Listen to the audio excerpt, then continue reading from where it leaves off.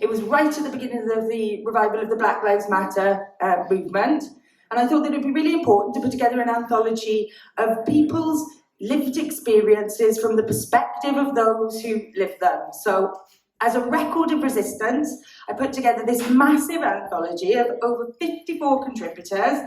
It's a celebration of the diverse collectanei of underrepresented and working class voices from Wales. The working classes are often stereotyped as one body, one class, with representations of social class seen in terms of binary oppositions, where one class is like this, the other is not. But working class culture shouldn't be seen as one single entity. Surely it should be understood as an accumulation of life experiences amassed over time and a place. It is not one body, it is not a structure, nor a category. It is a plethora of historical phenomena born of shared experiences. And as such, these experiences should be interpreted from the perspective of those who live them.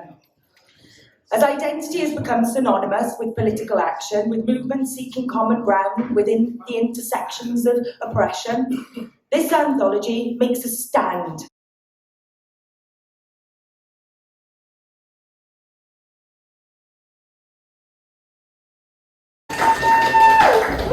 Hello everyone. Well, this is a bit different because it's actually a really small setting for what I'm used to. So if I'm a bit loud, tell me and I'll just back off the mic a little bit. So I'm Nellie Adam, aka Queen Niche. Just a very short brief history is, well, my legacy, I guess, started on the 6th of June 2020. I turned up to the Black Lives Matter protest in Cardiff. I decided to be a part of the crowd and the audience, and I wanted to listen and get educated. On that day, certain things were said which just did not resonate correctly with me, and I had this sudden urge to stand and speak.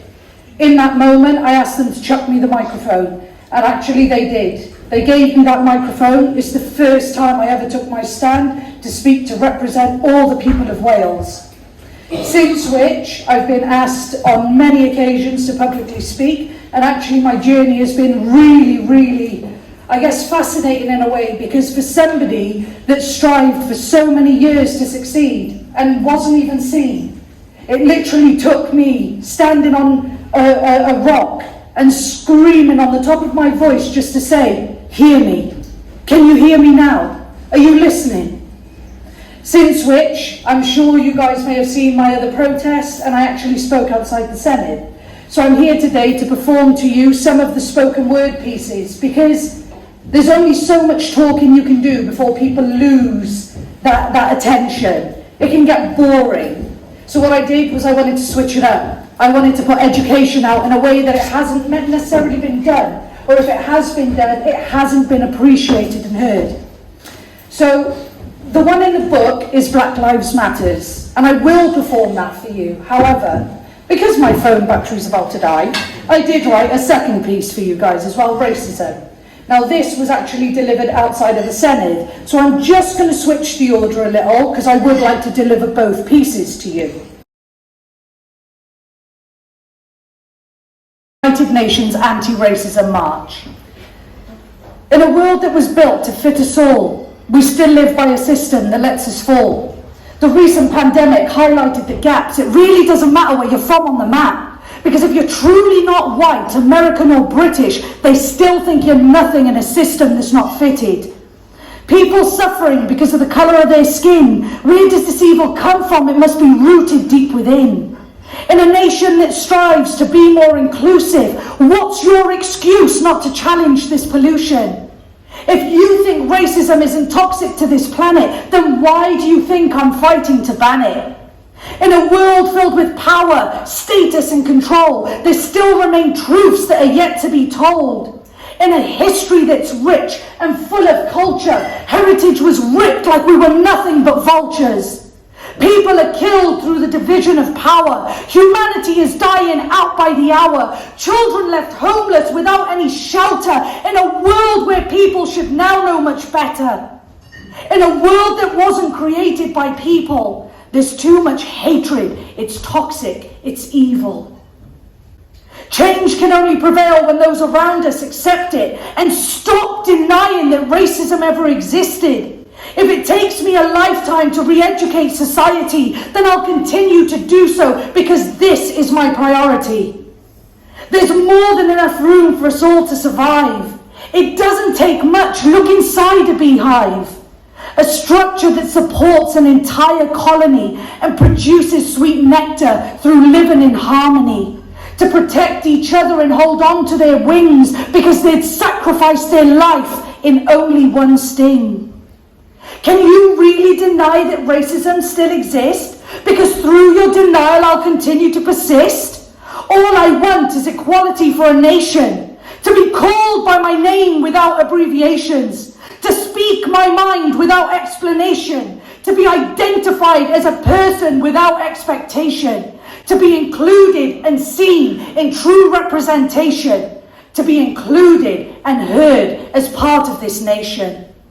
Is it too much to ask that you make the effort to prevent this feeling of living in a desert? Secluded, scared, always feeling alone, living on a land and never feeling at home. Boris Johnson's claiming Peppa Pig's the best that Britain's got, but wearing a hijab is being referenced to a letterbox. Why do people still have to feel so fragile in a world that was created to keep us agile? In a world that provides for all its creation, but a system that divides an entire nation. My belief in Allah is what keeps me humble. My voice was built to make mountains rumble. My words are true and I won't stumble. And a world filled with hatred, I won't crumble. So I leave it with you now to make your choices and ask yourself why I'm raising my voice. And once you accept that we are but one race, that'll be the day humanity finds its true grace.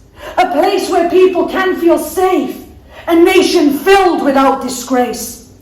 True representation of the people created without being cheated by a system that's still outdated. I need you to listen, feel the pressure of the heat, because through my voice you will feel your heart beat. A feeling you're not comfortable to acknowledge or know, but just know one day soon you too will grow. I share with you today my love and my energy to build a world kind enough to hold on to my legacy. Be truthful, be kind, just love one another. This planet was created to be like our mother, not to destroy one another. Do you really need to hear stories of pain before you realize that we're making no gains? Do you need to expose our darkest moments to educate you on all your misconducts? Do we now need to fix all the damage that's been caused in a society that refuses to open its doors? Doors of change will now open up. We'll knock once or twice, but then your time's up. How many more generations need to experience this crime that prevents a society from growing in its time? Let's all accept that this pain is real, and together we can figure out how to fix this ordeal. Make your changes, take your stands, show me that you understand. I will speak for the nation. It's all just a different way of education. Forcing upon you representation of a face the media told you would cause an invasion. A force you will say you have never met, but a feeling I'll leave you with you'll never forget. Don't forget, this started through police brutality. So it's about time we change our mentality. To know that we're sacrificing our humanity for a system that still doesn't serve us equality. I hope you leave today with high motivation, because together with Queen Niche, we will create an anti-racist nation. Peace, equality and love to you all. Thank you.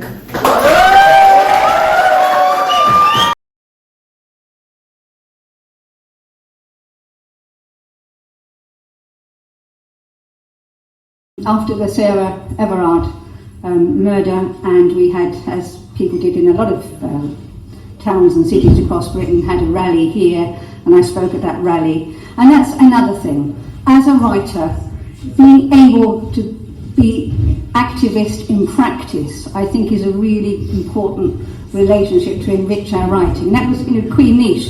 You can see the confidence that you have, from being there at rallies and speaking out all the time. It grows. And it's not always that you have to do that, but as I say, just going to a picket and saying hello, you know, learning what trains, they're trying to get rid of guards on the trains. That's going to be really bad for women and for anyone vulnerable and so on. For example, you learn things by talking to people in struggle.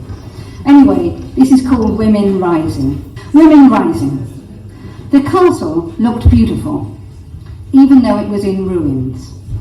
But even though the women might have looked beautiful, that was no good reason to photograph their dead bodies for a cheap love.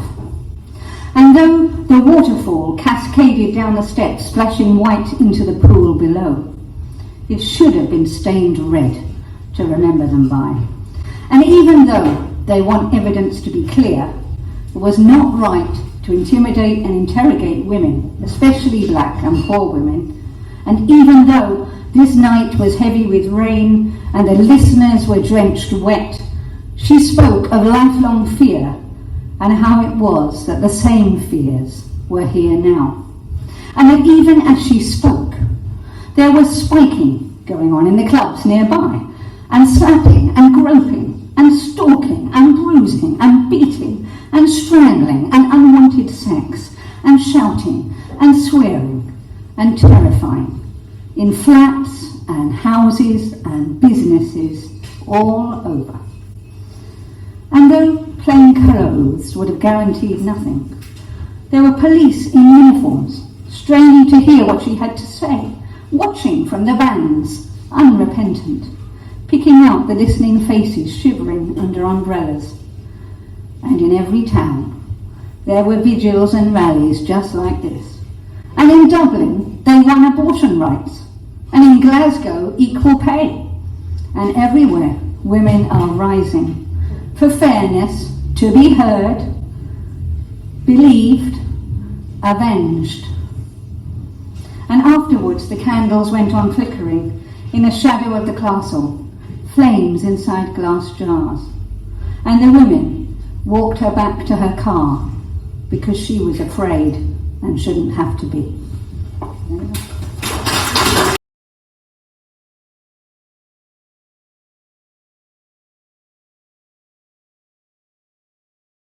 So I'll start off in solidarity with the people who demonstrated today.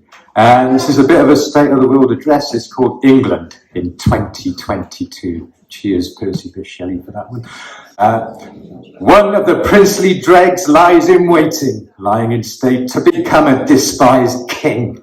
Wait in line, leeched like by the time in ceremony to fill an empty space with a prime monster elected by a tiny rump of Tory vermin, feeling nothing for the food bank poor. Lies, the currency of capital, too absorbed to see the small nations clawing free of the butcher's apron.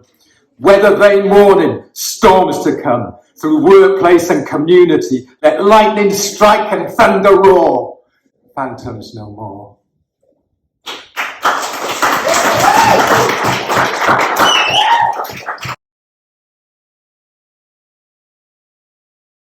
Next one goes out to all those suffering under the benefit system. Is called missing payment. There is no money, no amount has gone into my bank account, so I dial the number, get in the queue for about an hour or two, and you just say, bear with me, bear with me, bear with me. There's a fucking bear with me. There's an elephant in the room by a big black dog. I'm being consumed. No, breathing in a paper bag can stop a full-on panic attack, and you just say, bear with me. I get wound up, you start to flounder. Do you believe all the myths about benefit scroungers? Look, if you don't restore my payments, I will end up on the pavement, and you just say, bear with me, bear with me, bear with me. There's a fucking bear with me. There's an elephant in the room by a big black dog. I'm being consumed. No matter breathing in a paper bag can stop a full-on panic attack, and you just say, bear with me.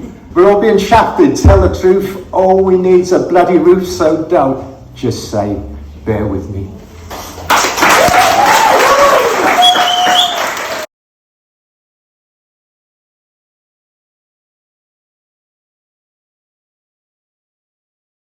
El cru matí em desperta del somni que mutila la raó. Com pot ser que un miratge em faci foll en el dormir? Les meves mans ja no aplaudeixen ni miracles ni ombres òrfanes. Aplaudeixen monarques vençuts, obrint l'abisme de la llibertat. Somnis! On planto vinyes estèrils a cims pelats sense glaceres! On pesco peixos sense esquer en llacs sagnats per la vida! Quins oratges maleïts han abdepaït el meu seny? Quins malsons m'han condemnat a la crueltat? Potser els cants absurds als estels han atapeït la meva ment. Potser he ignorat el poder de l'oració i abusat dels teus dos sentits. En la nit més freda de l'estiu, valp, agenollat i desesperat, prego com un monge pecaminós per tornar a ser millor i estimat. Ningú m'escolta. Amb els ulls clucs, la follia em posseeix. Perpètuament! Perpètuament! Perpètuament!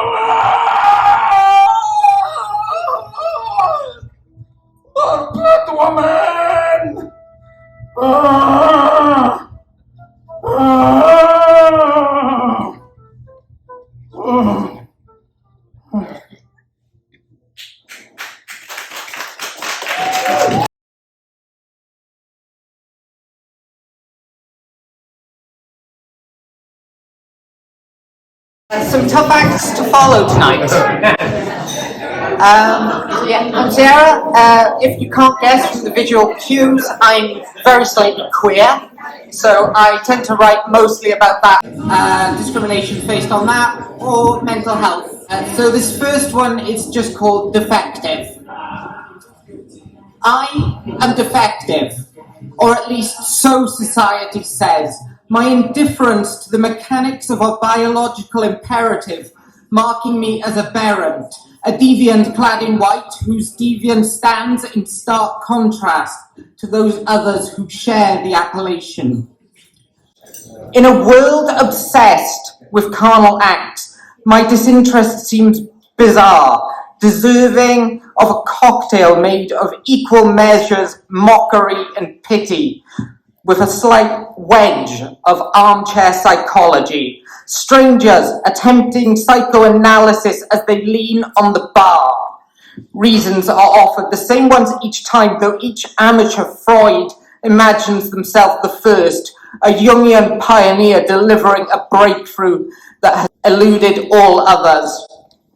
It's trauma, right? Rape, abuse, sure, whatever. It's not the truth. But I always just nod along, possessed of as little desire to discuss the details of my sordid sexual history as I am to sleep with them. I could try to explain. They always seem to consider themselves deserving of an explanation after all.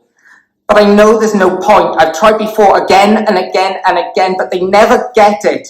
My lack of lust as alien to them as the concept is to me. And honestly, I just don't have the energy to keep diving down that particular rabbit hole to explain ad infinitum how I'm fine, how I am, how I'm not some broken vase desperately needing to be fixed, how I'm not missing out, how, and this is the one that people seem most confused by, how not having sex doesn't mean going without love. And sure, I get the confusion. Society has layered lust over love in countless media on every medium, so that now, while many are fine with exploring lust without love, to do the opposite, to seek out love without lust, seems bizarre and will just get you labelled defective, like me.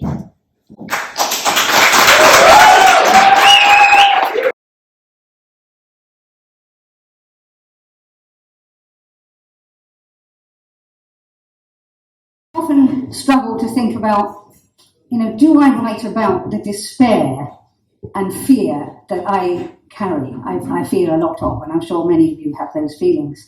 You know, I don't know if the world's just going to its end, and if it is, we've still got to write and think about how to help each other go through whatever's happening.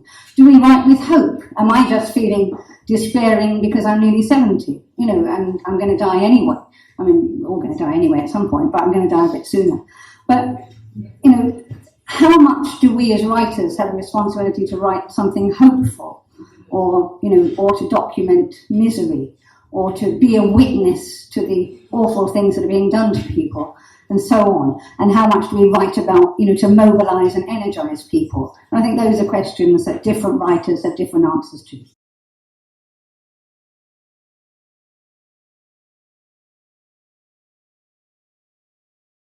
Government that is collapsing, you've got an economy that is going down the plug hole, you have got environmental catastrophe, and you've also got biological problems coming out of COVID and so on and so forth. I actually think that is, if you needed any evidence that this whole bloody system needs to be ripped down by revolution if necessary and replaced, then I think that's what's in front of us now. And you can see, I can see things that actually give me a hell of a lot of hope. 10,000 people marching for independence in Cardiff. I've been on so many picket lines the last 2 weeks, bringing solidarity, bringing appreciation of what the people are doing, that I've lost count. And I can't remember the last time there was a wave of workers' struggles. Well, actually, I am bloody old enough to remember the last time there were waves of workers' struggle like that, and it was about 1972.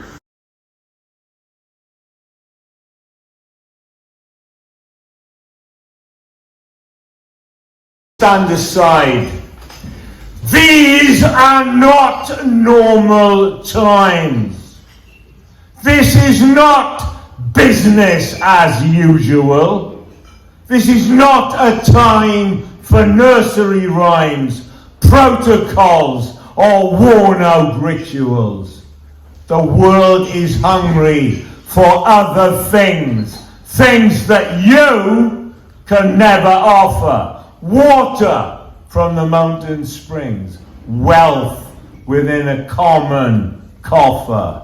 Your jeering future insults our lives, obscuring memories of the sun. If we wish just to survive, we must undo what you have done. So stand aside. You stink of corruption. Your time has come. Now it has gone.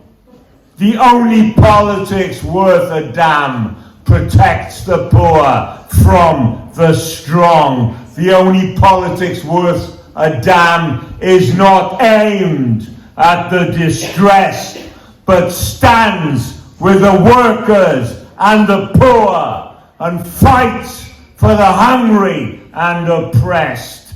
The only politics worth a damn will make the walls of the city shake and turn the old world upside down. For what power builds, the street unmakes.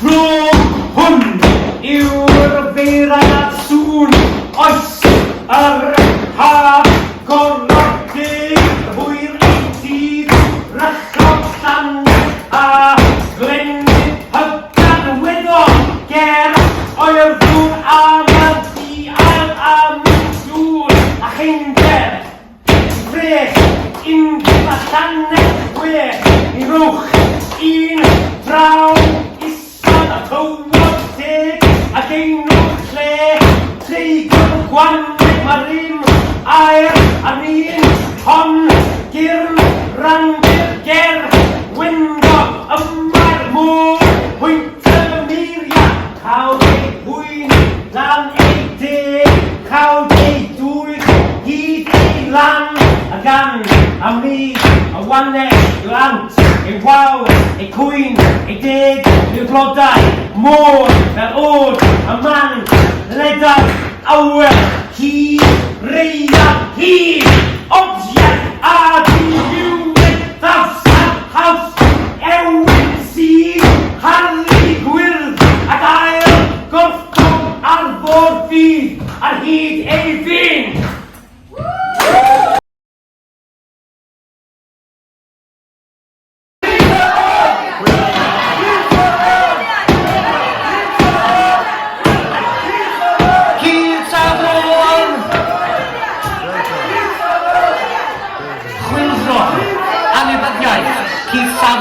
Land of change for all of us that has gone away. So now we're aiming for the stars. We demand respect and rights. Don't stand to change. Daw Cymru eto'n rhydd, dim plygu clean. Daw pawb yn un, a'i wraig sy'n ardi hun, rhan olaf. Anybyddiaeth, lording over the people spake like gods, the ancient world. Anybyddiaeth, cyd safon, anybyddiaeth, cyd safon, anybyddiaeth, cyd safon, anybyddiaeth. The Cadw Idris, go on in the anybyddiaeth, cof, cyfendig yw heddiw hyn, pobl prwydyr gan llwyd ail, cyd safon, anybyddiaeth, cyd safon, the train, Trafalgar Square, anybyddiaeth, if only I had a heart, Brinding, Panadès, sisters in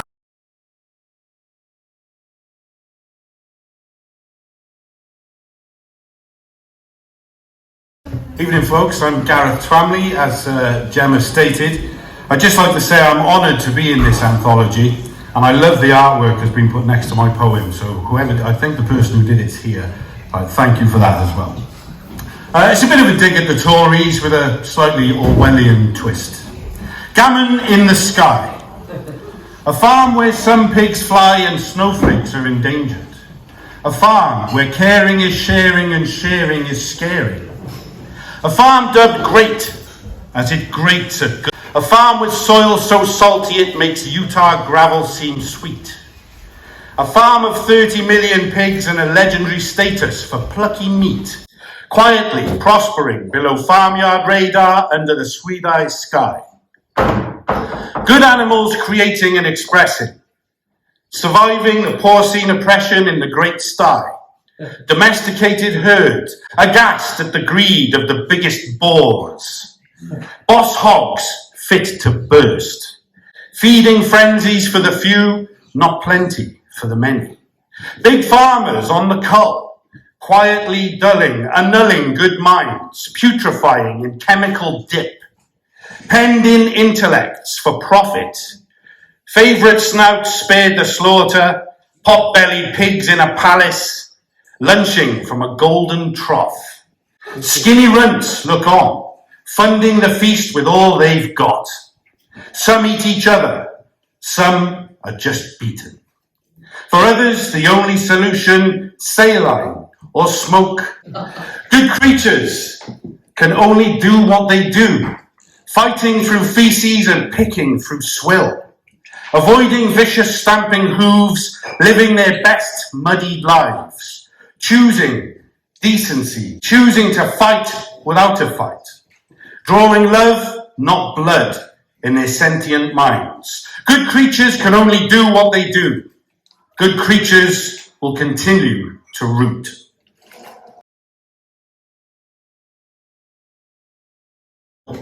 He only made pennies. People so happy doing boring shit. And who on earth was God? Was this really it? Why did people turn up every day to jobs, get a trade, go to college? Fuck off, average Bob. Why did conventions grind and the built world stink? Deep down he knew why, His mind wasn't quite ready to think. He looked out for the answers in every possible place, only to find himself in a meaningless race.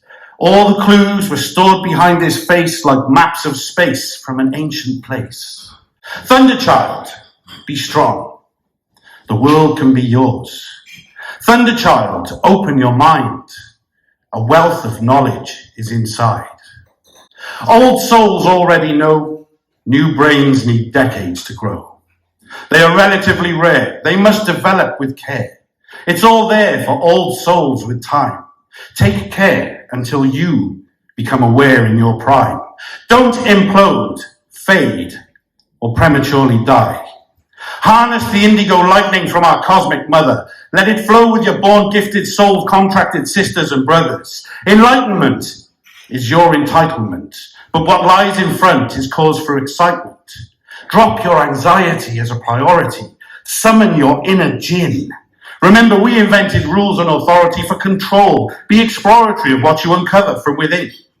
Don't be afraid to explore your soul. Break the mold from the inside out. Find your indigo light. Pull it out. Shine it on those who are in need. Inspire those who want to be free. One day, when your soul is lifted and physical life is ending, the information will be re-encrypted for a new brain in the process of transcending. And so it goes again and again, like nature's great soul train. Indigo lightning laced with pain, shimmering light through crystal rain, refracting rainbows as we grow again. Taran blentyn, bydd gryf ar byd fydd yn eiddo I ti. Taran blentyn, cadw meddwl agored a chwilio am y gwybodaeth hollbwysig ti fel. Thank you. Diolch.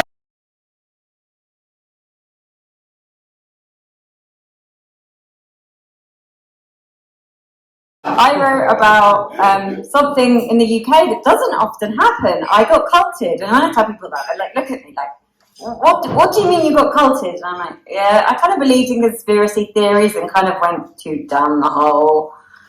And this to be featured in this book is really amazing for me. So thanks, Gemma, for this opportunity. Being culted, a true story. As if being culted was not bad enough. Losing my belongings, going up and down on trains from South Wales to the Scottish borders. It sounds like a movie, it's true life. It's why I began my master's in creative writing, and it's why I want to become a writer. Struggling with PTSD after being culted was hard enough, without the authorities just totally deserting me. Sure, they had me with the court process, but that was about it.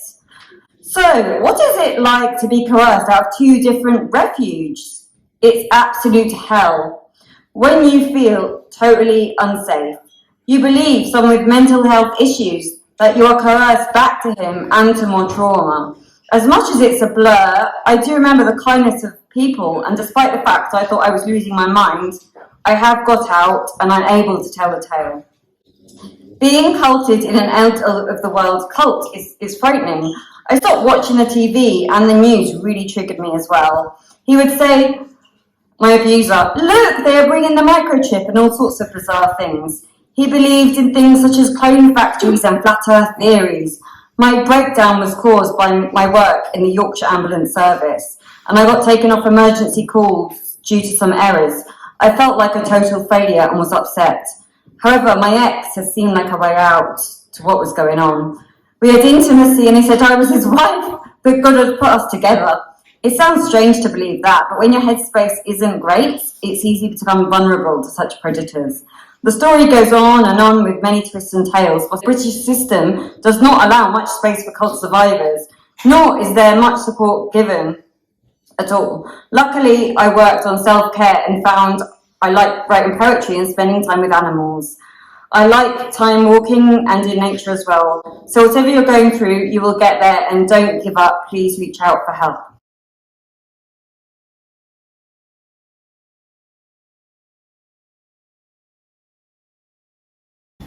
It's called Which Side Are We On? Which side are you on? Which side are you on? Which side are you on? Which side are you on? Come all of you, news do you well tell of how that good old Union has come in here to dwell? Which side are you on? Which side are you on? Which side are you on? Which side are you on? My daddy was a miner, and I'm a miner's son, and I'll stick with that Union till this battle's won. Tell me, which side are you on? Which side are you on? Which side are you on? Which side are you on? Oh, workers, can you stand it? Oh, tell me if you can. Will you be a lousy scab, or will you be a man? Oh, which side are you on? Which side are you on?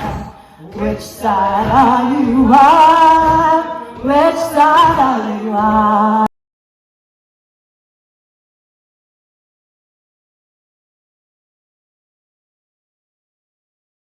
I'm a nurse. Do not clap. We've had enough of that. Can you hold up my foot? No, I'm a psychiatric nurse. There you are. No, and I can't look at that either. Right. As you know, the way you don't need me to tell you what state health is in at the moment. This isn't new. This isn't COVID. This isn't post-COVID. This isn't anything to do with what's just gone on in the last couple of years. We have been in this position for a very, very long time. It just hasn't been noticed. Yes. I wrote this poem. My brother was in hospital. He was dying. It was deeply unpleasant. He was very uncomfortable. He wanted a pillow. There was no pillow. I went everywhere. I asked. There was no pillow. I took it upon myself to rummage through the laundry. There was no pillow. I kicked up a stink. Went to the next ward. There was no spare pillow. So this is my poem. There is no spare pillow. His neck hurts, but there is no spare pillow. The staff are kind, but there is no spare pillow. There is an initiative and a team somewhere out there in those offices, but there is no pillow. The staff are careful, gentle in their handling. They smile, but there is no pillow. There's a project in the planning stages, consultants bought in at £1,000 a day. There are words, transformation, going forwards, making every contact count, and posters. There are posters, glossy A4 folded, colour-coded, but there is no pillow. The staff are kind, but there is no pillow. There are conferences, first-class travel on the train, overnight in hotels, keynotes, breakouts, workshops, all most inspiring, but there is no pillow. There is talk of plans and change and acronyms. There are always acronyms. And later there will be awards, pictures on the boardroom wall. Look what we've achieved. But there is no pillow. Numbers in, numbers out. Traffic light reviews, got to keep it in the green. Achieve, achieve, achieve. Tick the boxes, make the stats look good. What about a mission statement? We should have a mission statement. Write another policy. A policy, that's what we need, but there is no pillow. The staff are kind, but there is no pillow, and his neck still aches. Love being alive. Good, isn't it? And more than that, I love being old and alive. Being older rocks. Being older gives you a stronger sense of belonging, of understanding. We can identify with more people because we've been more ages and had more close conversations with a wider variety of people. We've had chance to make more mistakes and to understand them. We've had chance to work out what's important to us. And one of the best bonuses is watching generations grow, seeing toddlers with family resemblances mature into new beings, understanding the pains and tribulations that all families go through, knowing we're all connected through them, knowing you're never the worst, the best, the most of anything. There'll always be someone more extreme than you. with one exception. And we know what that is, yeah? No one can be a better version of you than you. How extraordinary is it that we're all guaranteed to be the best at something? So let's turn it into an art.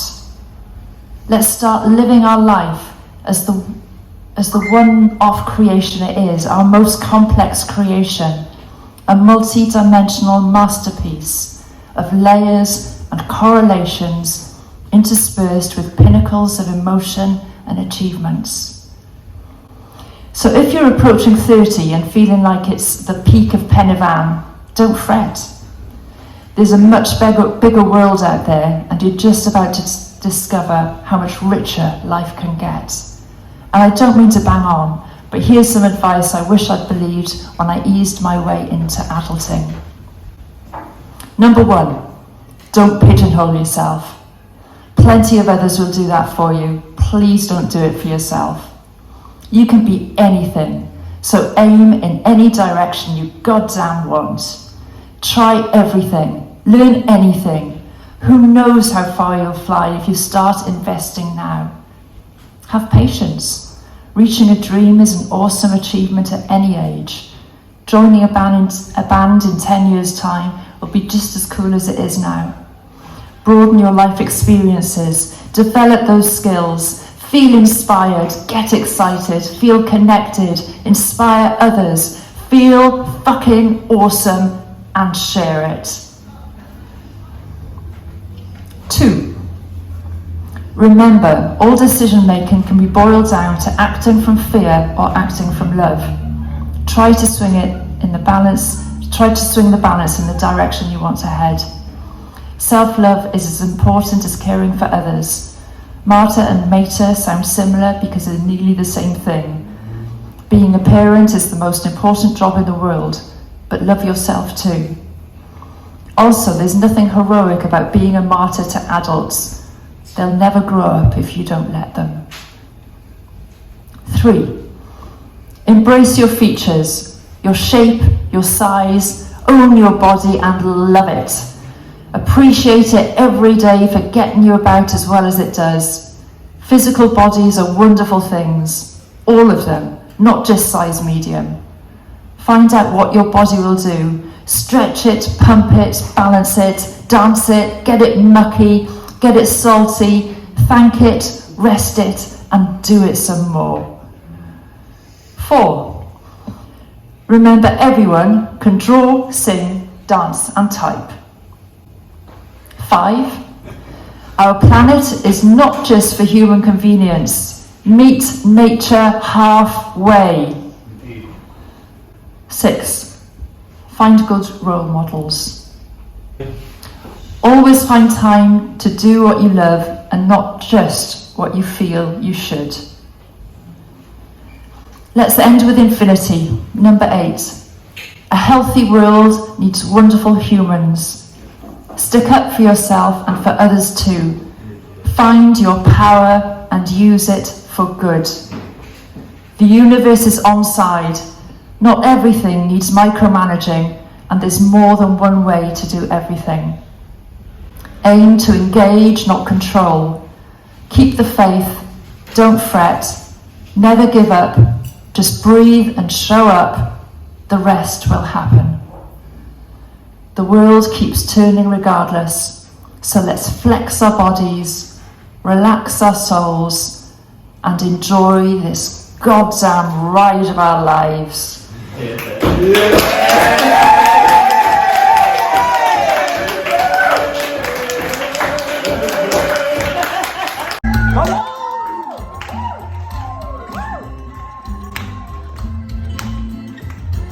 I passa un pagès que ve de la vinya, que avui li passa avui també cada dia.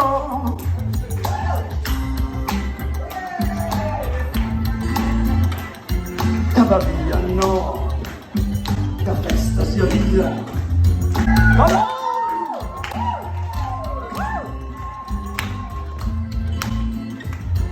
I passa un pagès que ve de la vinya, que avui li passa avui també cada dia.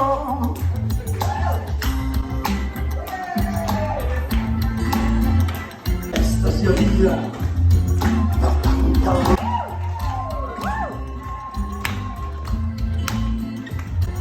i passa un pagès que ve de la vinya, que avui li passa avui també cada dia.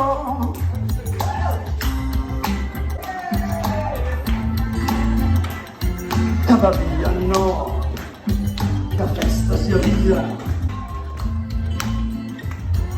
I passa un pagès que ve de la vinya, que avui li passa avui també cada dia.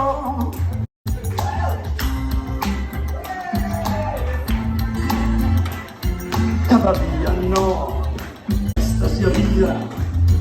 De tanca el